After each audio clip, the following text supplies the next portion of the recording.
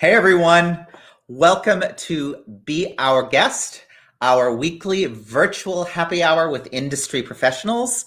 I'm Dev Janki. I am the artistic director of Live and in Color. For those of you who don't know us, we are a not-for-profit theater based both in New York and Connecticut. Our mission is to develop new plays and musicals that promote and celebrate diversity. You can find out a lot more about us on our website, theaterandcolor.org. Make sure to check that out because while in-person programming is on pause, we're very, very happy to be offering much more virtual programming, and we have a lot of exciting stuff coming up. So be sure to check out theaterandcolor.org. Make sure to follow us on all our social media platforms, and please subscribe to our YouTube channel because we have a lot of cool stuff coming up. So now it's time to grab your cocktail and please start leaving your questions for our very special guest in the comments. And it's time to welcome an amazing actor from a million Broadway shows, including The King and I, the 25th annual Putnam County Spelling Bee, Wonderland, Flower Drum Song, Rent, Martin Gare, and my personal favorite, Here Lies Love. It's the wonderful Jose Llana. Hello, sir. Welcome. Got a drink. Yeah, excellent. It's so good to see you, my friend. Good to see you, buddy. How are you? I'm great. Staying sane as much as I can in these hard times, and happily connecting with my theater buds on the interwebs. You know. Yes. So yeah. How are you doing? Where are you during this time? My husband and I, we actually have a weekend home outside the city. So we've been here for a couple of months, and my sister and her kids came down from Boston, and so we are hunkering down as a family, which is fantastic. Which just has been fantastic. That's so great. So wonderful. What have you been doing during quarantine to keep busy? I know I just saw you on BD Wong's fundraiser, Songs from an Unmade Bed, which is amazing. That was fun. Yeah. BD, I have to say, but everyone has their own coping mechanisms with being, trapped in quarantine. And obviously BD is on one end of the spectrum where he goes hyper creative. And I'm so impressed by him that he created, he set out. He's like, I'm going to remake this album and this show. And he did it all video. Him and his husband did this huge music videos of every song. I am not that. But I'm maybe on the other end of the spectrum. I realized, watching all these different performances online, some people instinctively go to that route. I've kind of been retreating a little bit. I've been reading a lot, and I've been watching a lot of finally kind of like binging on shows that I've been wanting to binge. And of course, on top of that, I'm helping take care of my niece and nephew for my sister and her husband who are working full time remotely, just like my husband is. And since I am not working, I've been the one kind of helping out with the schoolwork and this summer with kind of like camp counselor duties. So, but happily doing that. All your uncle duties. Yeah, exactly. That's wonderful.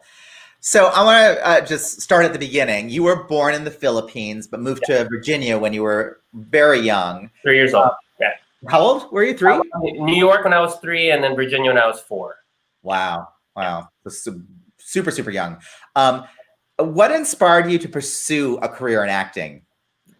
Well, the big joke is that all Filipinos are born with a karaoke mic in their hands. And I think that's definitely true in my family. I've always been a singer. My dad was a singer. He had a guitar that he played every weekend. And so singing was natural in my family. And then I was really, really lucky growing up in suburban Virginia, outside of DC, where we had access to the arts, where we had the Kennedy Center, and I saw touring productions going through the National Theater and the Kennedy Center. And when I discovered what Broadway was, I think it was like in grade school, I was watching Sound of Music, the movie, and I discovered Rodgers and Hammerstein really early.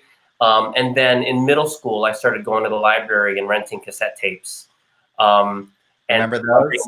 that there was a world outside of Rodgers and Hammerstein. It wasn't just Oklahoma and the King and I, And so when I got to high school was when my head exploded, and I met all these people, these people that would end up being my family, which were the theater geeks and then the drama geeks who exposed me to a world of drama and plays and musicals.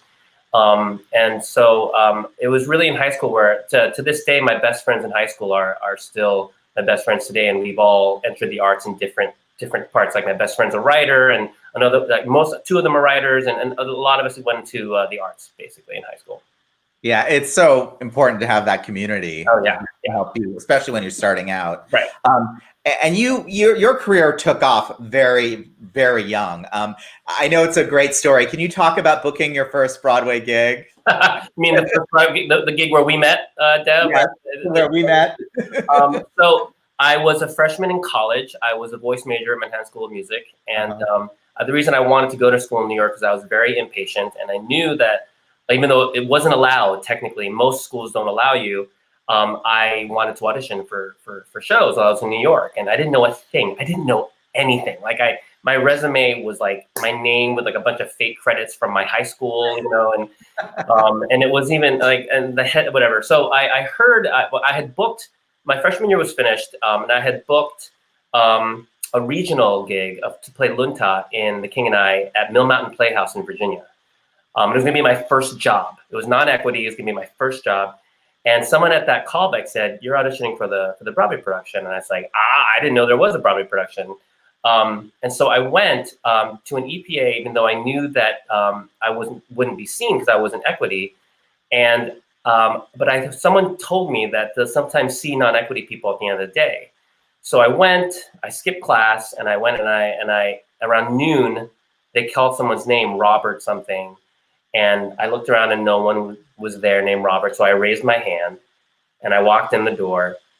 And it was Dave Bender's associate. I think it was like Mark Brandon. I think it was just one person in the room. It was very early in the process. And he's like, great. What do you want to sing? And I'm like, well, I learned the songs from the show, which I had done like the night before. And I sang the song, and he's writing on this random guy's resume, Robert somebody. He hadn't turned it over yet. And he's like, well, you're going to get a call back. That was really good. And that's great. And I'm like, well, sir. And I start like hyperventilating. I'm like, I'm a freshman in college. I'm not supposed to be here. That's not my name. That's not my resume. And I thought I was going to get arrested, to be honest. I thought I was going to get arrested. I thought I was like breaking some like theater law that I was impersonating some equity member. And he flips it over and he's like, no, that's not you. All right. And he's like, give me your resume. And like, that was March of that year. And then by the end of the summer, I had booked the job. So that was my first job. There you are. Oh my God. The baby. 19 years old, my friends. I remember it distinctly. It was 1996, the last Broadway revival of The King and I, starring the amazing Donna Murphy and Lou Diamond Phillips. Yeah. I personally remember learning so much from them. Right. You did not ask for two better mentors in your first. I mean, it was my first professional job, and I had two of the most kind, amazing people to look up to in that cast. Like I've learned to this day a lot of who I am as a theater person and as a leading man and as a cast leader come directly from my friendship and learning from Lou and from Donna. That experience. Yeah. Me too. Like when I teach, I always reference Donna and her work ethic and how she approaches. It's really so inspiring. So I'm so happy to hear that you had that same experience. And so cut to 12 years later, you start in The King and I again. Oh my God. This time in the titular role as the King of Siam. And we actually have a little clip of you from the show. Oh God. Father to my children and husband to each wife, etc., etc., and so forth. If my Lord in heaven would have shown the way, every day I try to live another day. If my Lord in heaven would have shown the way, every day I do my best for one more day. So much drama. It's fantastic. Oh my God. It's so good. That was weird to watch that. I haven't thought about that in a couple of months, obviously. But, yeah. So this production was much more a political version of the show than previously. Yeah. What was it like revisiting the show after all these years? It's surreal. And it's hard to describe. I think the best way to describe it is that for the first couple of days and of rehearsal, I felt like I was the guy putting on my dad's shoes, like the 10-year-old putting on my dad's shoes, walking around the house thinking I'm Mr. Cool, And luckily with Bart Scher, my director, he really helped me discover my own king, which is what was really important. I think the big note he gave me during my 2-week rehearsal to go into the show at Lincoln Center, taking over for Ken Watanabe, is like, stop acting like the king and just be the king. And that kind of clicked in my mind that I needed to stop trying to be whatever king I thought people wanted to see, which was what I think my first jump into the part was. But the show means so much to me. Like the show made my dreams come true. It's how I formed my friendship with the late great Mary Rogers Gettle and with Ted Chapin, who the two of them have kind of been guiding forces for me in my career, especially with King and I Won, and then Flower Drum Song, and then Santa Returns with Mary, and then this final King and I at Lincoln Center. So it was great. It's the show has meant so much to me, which is why I stayed with this production on and off for 4 years. You went on tour with it, right? You ended up going on tour for quite a while. Yeah, I did 2 stints in the Broadway company, and then I took it on the road in the US for 2 years, and then I took it to about a dozen cities in the UK, not just UK, and Zurich and Dublin as well. So yeah, it's a beautiful production. Like you said, Bart wanted to make it more political. He actually got permission by the RNH people to go back to the original script. The original script, when they wrote it, had pages and pages of political references that over time had gotten cut. That either Yule or the original cast decided wasn't as important, but Bart really wanted to bring it back, and the political intrigue was really important to him and to me. And it helped me shape what was, I think, the core of our production.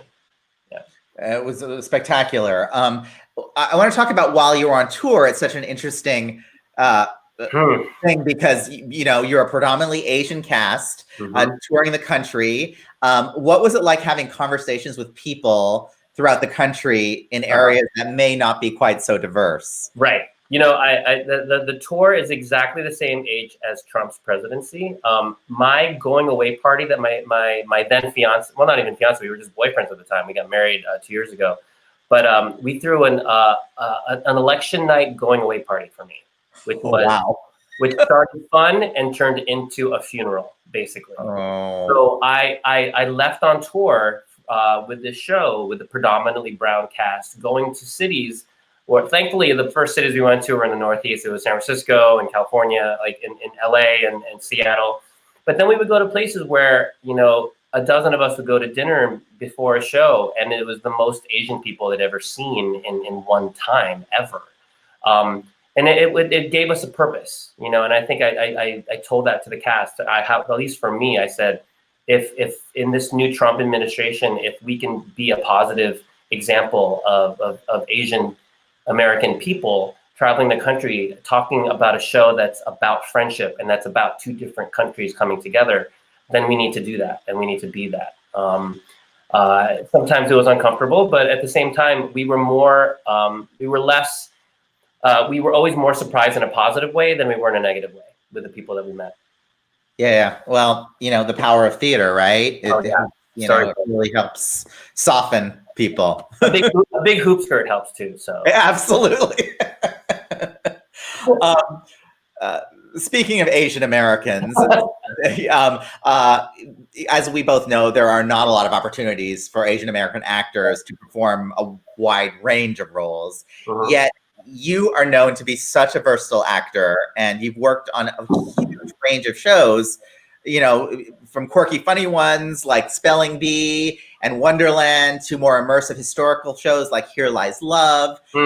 Your career has been really incredible. Can you talk a little bit about, the bouncing around and and I think it's indicative of what we as people of color, especially being an Asian American and being an immigrant. Anyone who's raised as an Asian American in this country, immigrant. Your parents tell you don't just have to be good, you have to be better than everybody else. And I'm not saying that I am by any means, but that's how I approached my career. I felt like I needed to be good at and we needed to be good at ballads, we need to be good at up tempos, and let's do comedy and let's do drama.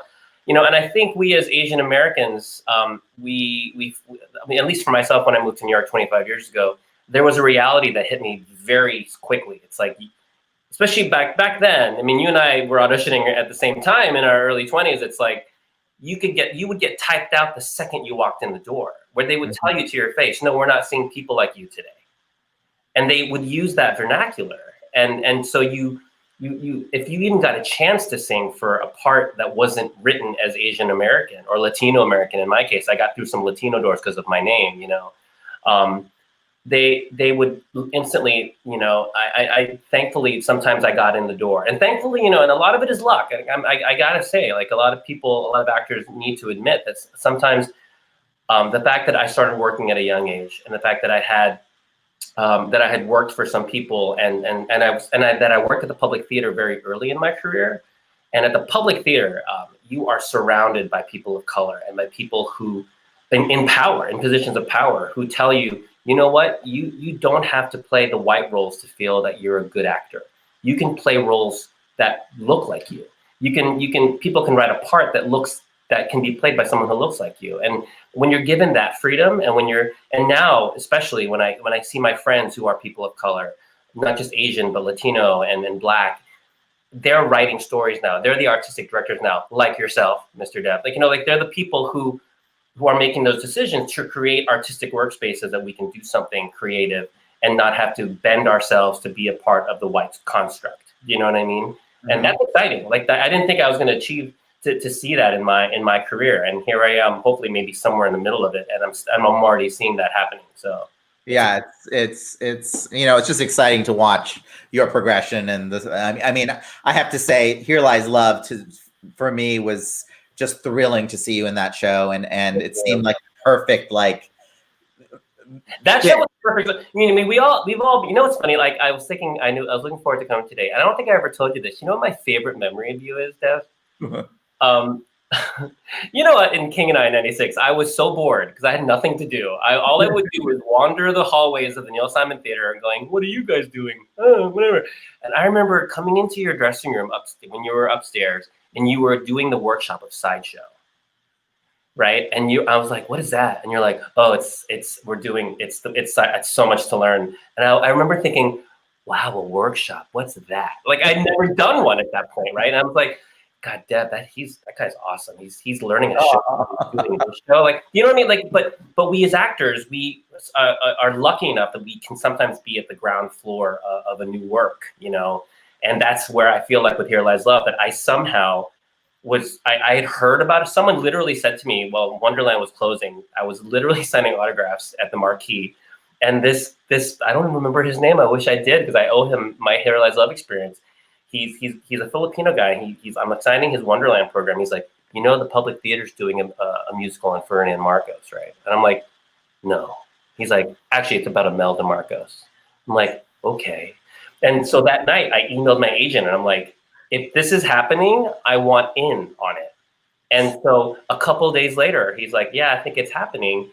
And I got an appointment, and I've been at the beginning of that creation. I consider Alex Timbers and David Byrne friends, which is bizarre, and that show it's such a tribute to the creative process of workshopping, because we workshopped it 3 times. We went to Williamstown and Mass Mocha with it, and it's a beautiful, beautiful show.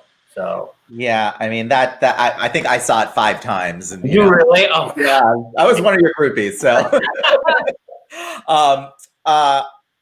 you also, speaking of other Broadway shows, you worked alongside Lea Salonga in the revival of Flower Drum Song. There you are. Babies, look at that, babies. Look at you too. So the show talks a lot about the immigrant experience in America. Yeah. Did your experience as being an American immigrant influence your approach to the show? Oh, completely. I remember when we were in Los Angeles for our out-of-town tryout at the Mark Taper Forum, Bobby Longbottom, our director, also director of Sideshow, yes. He pulled me aside, and I was struggling, because they were toiling with the script. David Henry Wong, everyone was kind of just struggling with, they were creating the piece still, And Bobby really opened up to me because he saw that I was struggling, you know, and he's like, you know, he wanted to relate to me just how similar he was to my character of a young man who was trying to find a life for himself in the arts, even though his parents were not comfortable with it. And instantly I heard that he was telling me to have license to connect it to myself personally, the way that he was. And that show was the first time I could call upon specific things about my life being an Asian American, pursuing the arts when my family didn't necessarily think that was the most secure choice to do. Yeah. And here was a character that was doing exactly that. And so it was for the first time that I felt like the line between my character Wang Ta and myself was really, really blurry at times, you know. And thankfully, David Henry Wong, he was so generous in that we were rehearsing a new scene, and I would flub a line. The next day, he's like, "Actually, what you said seemed more truthful to you." And I'm like, "Yeah." And he's like, "All right, let's say that." And I was like, "What?" Like, writers do that. Writers let you just change a line, and suddenly that's what the line's going to be. And so it was generous, and it was because I was just a young actor who wasn't learning his lines very well. But like, it was a very meaningful. And also when my family came to see when we opened on Broadway, I could tell that they were like, "Wow, you're like playing yourself on stage. You're pretty much who you are," which is a blessing. It just hopefully means I was well cast, but that's good. Well, no, you're a very good actor too.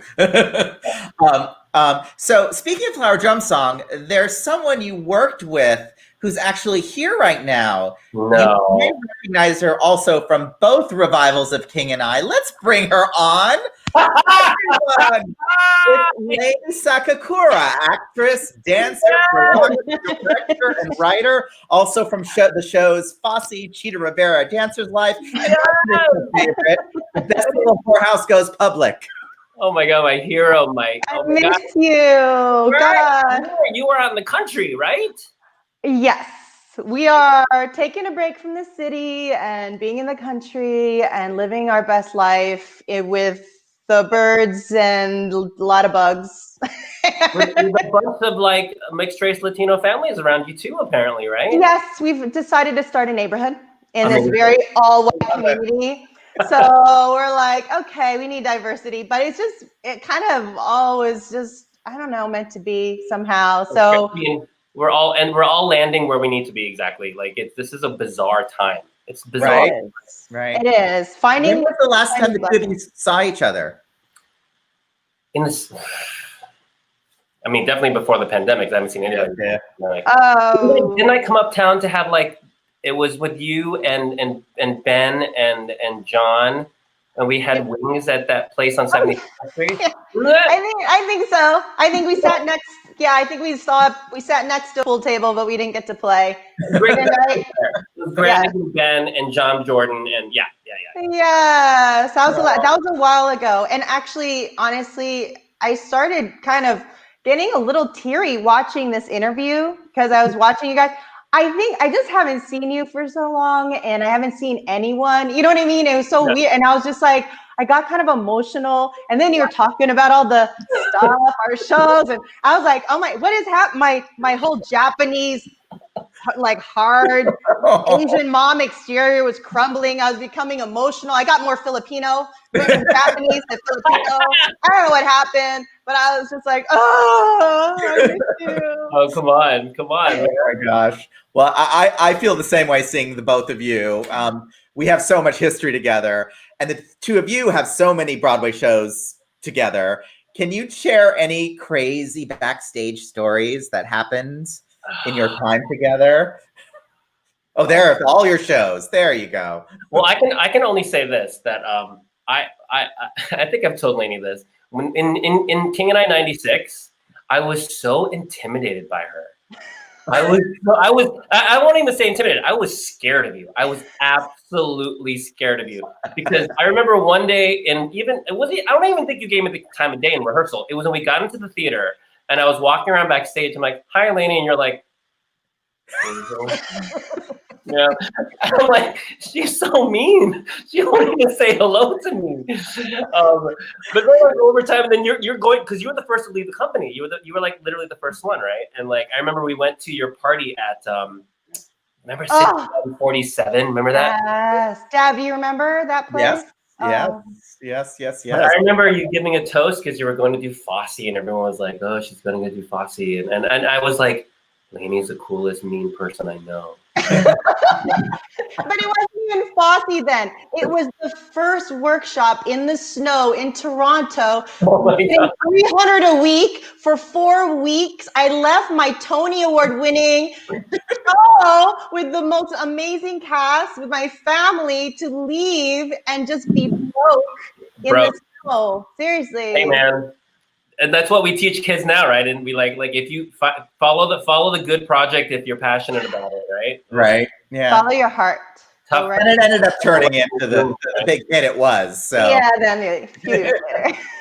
Lainey, I just want to talk to you quickly about you are now working on your own material and you're developing a new musical called Corner of Bitter and Sweet. Yes. There's a picture of the workshop.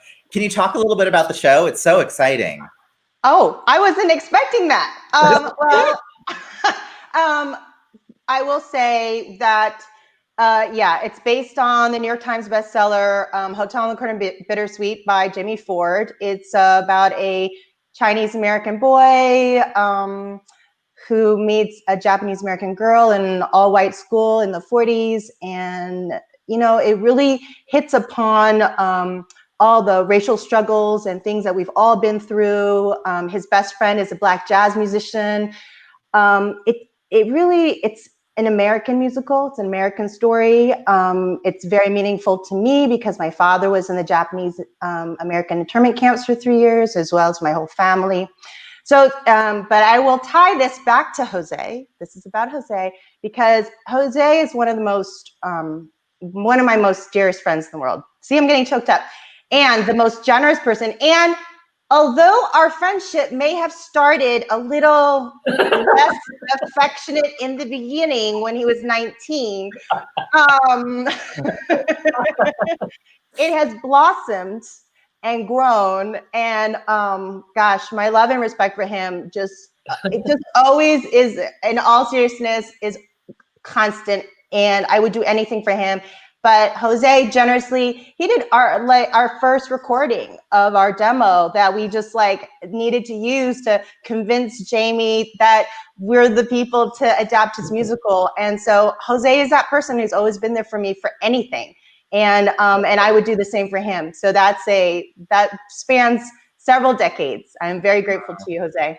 That's so beautiful. Well, I can't wait to hear more about the show. So everyone's, keep your ear to the ground because I think there's going to be great things in store for that show. So, our mission here at Live and in Color is to connect diverse communities, to create new stage works.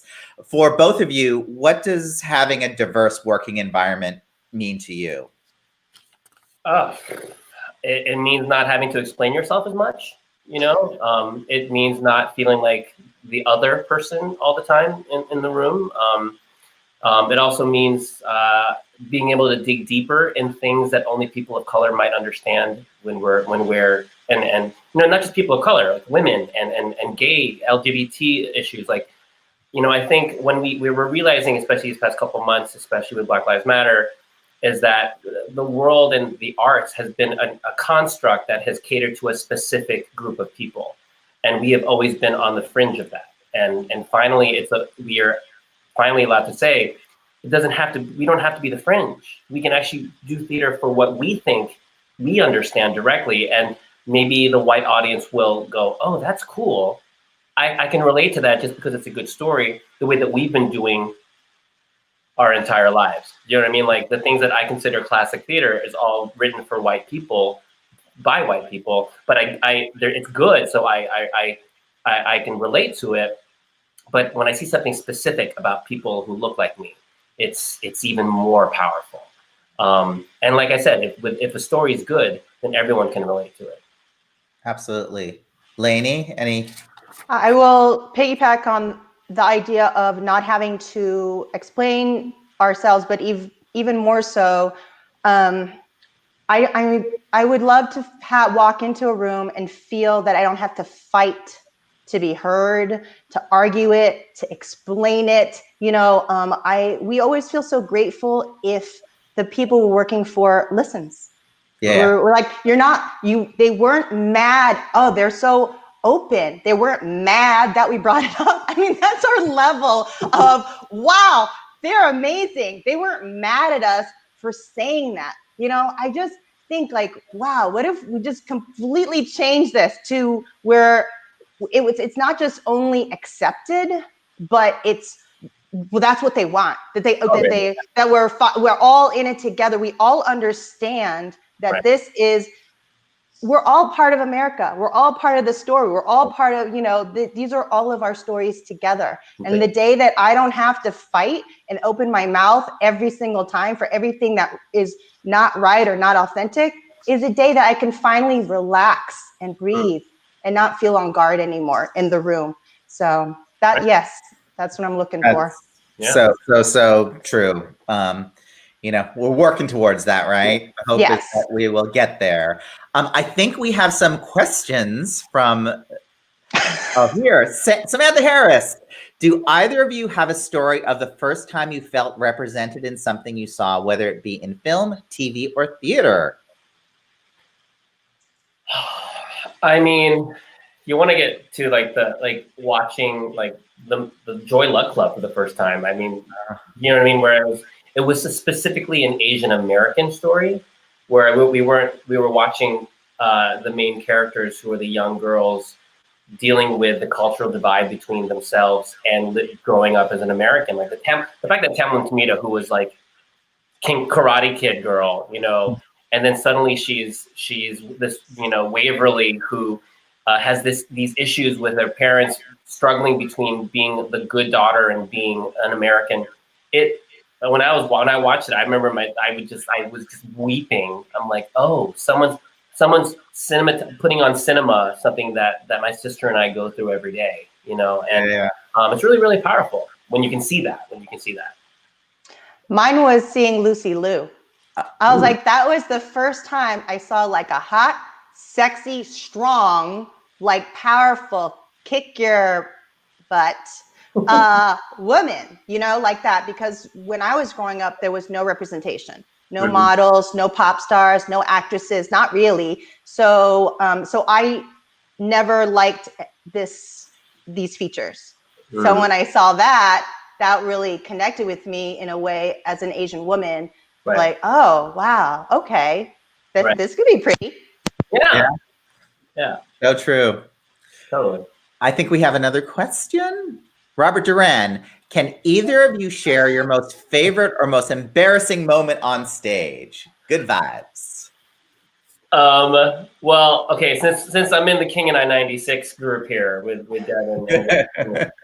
I don't know if you remember opening night, where I ran on stage and started We Kiss in a Shadow, and instead of singing the first lyric, I start singing the second verse, which is We Speak in a Whisper, and I corrected myself mid-word, and it came out, We Speak in a Shadow. And Michael Rafter never let me hear the end of that, and for that song, we're always We Spit in a Shadow, and at least it was better than the one time when the turntable started moving and I was basically on like a treadmill during that song. But yeah. And Lainey?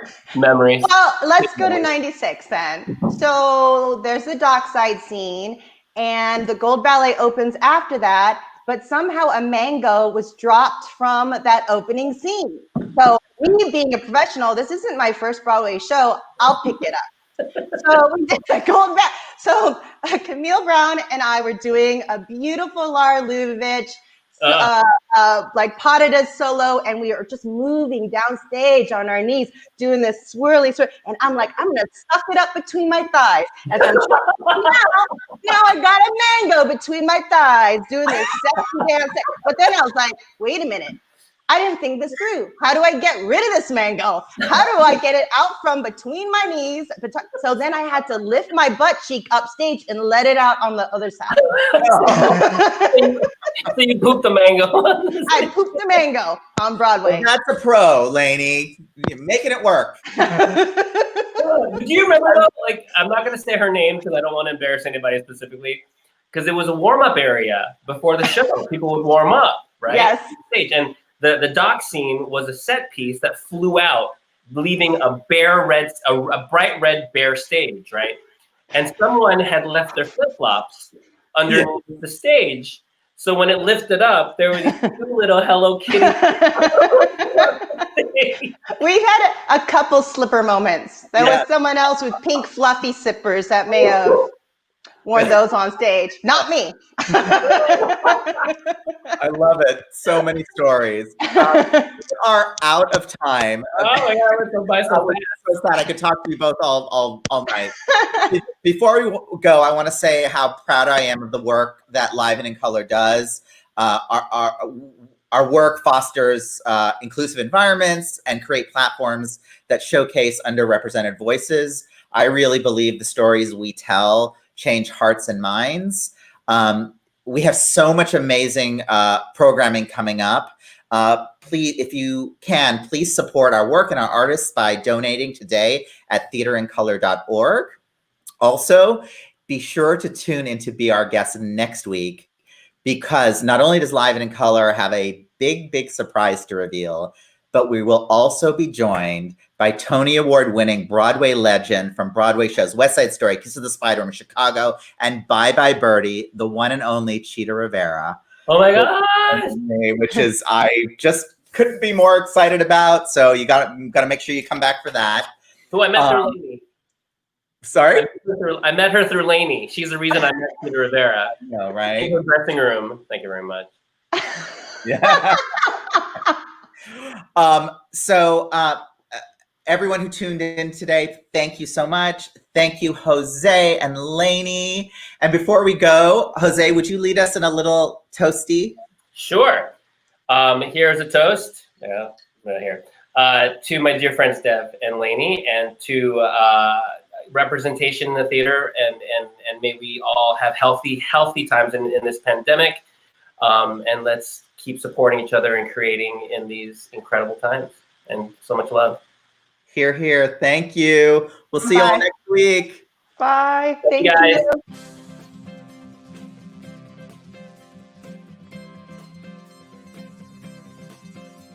The mornings run together. Seems like one long day. You're going through the motions. What does it matter? Does it matter anyway?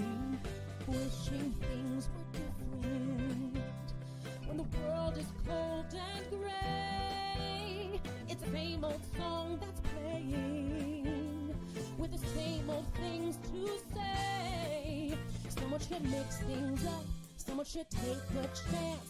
Someone should sing a new number. Someone should dance a new dance and change the story. Come on and change the scene. Choose the beginning, the ending in between. It's time to change the story. It's time to change the tune. See how the future looks bright. Change on the horizon. Coming soon. And suddenly you're not lonely. Burned out from 9 to 5. Suddenly you have purpose. You feel alive. Here everyone is welcome. Come in love and dignity. 'Cause when we come together, that's when we're truly free. Come on and mix things up.